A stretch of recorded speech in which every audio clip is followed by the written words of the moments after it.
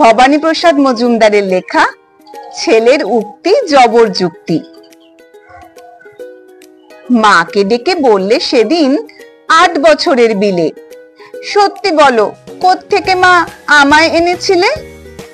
মুচকি হেসে মা বললেন, চড়ক পুজোর দিনে নিউ মার্কেট থেকেই তোকে এনেছিলেন কিনে। বললে বিলে, চড়ক পুজোয়? ঠিক ধরেছি আমি, বুদ্ধি আমার আছে, যতই করি মা বাঁদরামি। ছি ছি, এতই কৃপণ তুমি?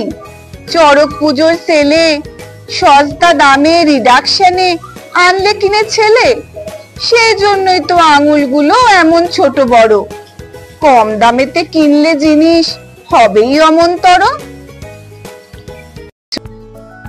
শোনালাম, কেমন লাগলো জানিও বন্ধুরা। ভালো লাগলে ভিডিওটা লাইক শেয়ার করো, আর চ্যানেলটা সাবস্ক্রাইব করারও অনুরোধ থাকলো।